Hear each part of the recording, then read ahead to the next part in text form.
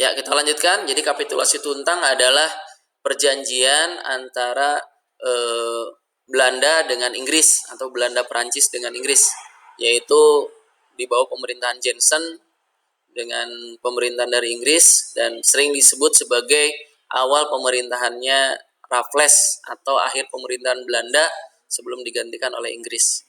Ini terjadi 18 September 1811. Ya, intinya Inggris menguasai Indonesia atau menguasai Jawa.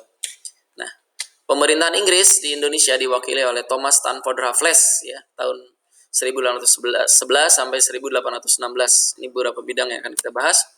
Selanjutnya, bidang pertama yang kita bahas adalah bidang birokrasi pemerintahan.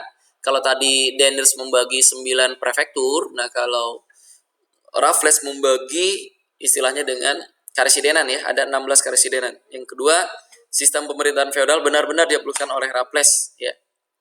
Yang ketiga, bupati dan pengusaha pribumi dijadikan pegawai pemerintah yang langsung di bawah kekuasaan pemerintahan pusat.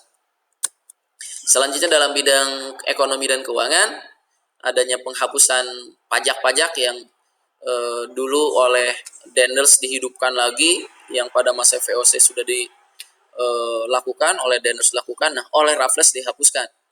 Nah, Raffles lantas menerapkan apa? Sistem apa? Sistem sewa tanah atau land rent, atau sering dikenal juga land rente atau land rent system. Yang ketiga, mengadakan monopoli garam dan minuman keras. Selanjutnya dalam bidang sosial ada penghapusan kerja rodi yang sebelumnya dilakukan oleh Daniels, kemudian penghapusan perbudakan dan peniadaan pinbank ya. Selanjutnya dalam bidang ilmu pengetahuan, Raffles memberikan banyak peninggalan yang berguna bagi Indonesia ya. Di antaranya adalah ditulisnya buku History of Java, kemudian ditemukannya bunga Rafflesia arnoldi atau bunga bangkai, dan dirintisnya kebun raya Bogor. Apa yang mengakhiri pemerintahan Raffles ya? Kondisi di dunia saat itu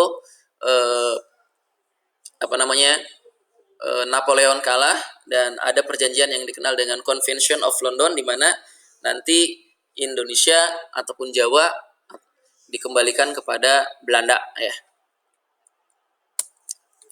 Nah, setelah pemerintahan Raffles berakhir, pemerintahan di Indonesia dilanjutkan lagi oleh pemerintahan Hindia Belanda atau Netherlands Indie.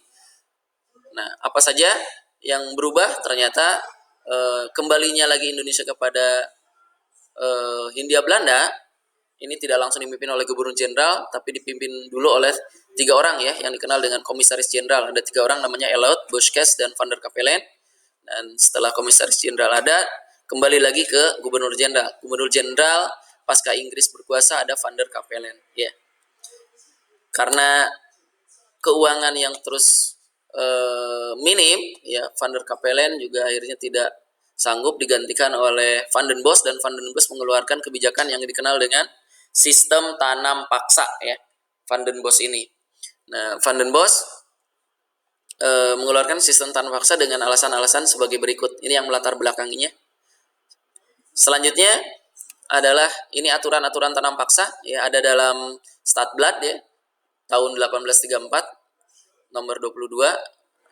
Jadi kalau kita lihat sekilas dari poin 1 sampai poin 7, ini tidak bisa dikatakan sebagai tanam paksa sebenarnya ya, karena poin 1 ada persetujuan, artinya ada komunikasi, ada bersifat sukarela seperti itu. Nah, lantas apa yang menyebabkan penyimpangan dalam sistem tanam paksa? Yang menyimpang adalah karena adanya kultur prosenten atau adanya kebijakan kultur prosenten, di mana pemerintahan Hindia Belanda akan memberikan bonus atau persentase atau hadiah kepada mandor-mandor yang ditugaskan untuk mengawasi kalau bisa melaporkan hasil yang banyak, sehingga mereka berlomba-lomba untuk menyetorkan hasil yang banyak. Selanjutnya, nah inilah penyimpangan-penyimpangannya, kebalikan dari aturan-aturan tersebut atau menyalahi aturan-aturan dari poin-poin aturan tanam paksa yang dalam Stadblad. Selanjutnya, apa akibat dari tanam paksa? Ini bagi Belanda justru sangat menguntungkan sekali ya.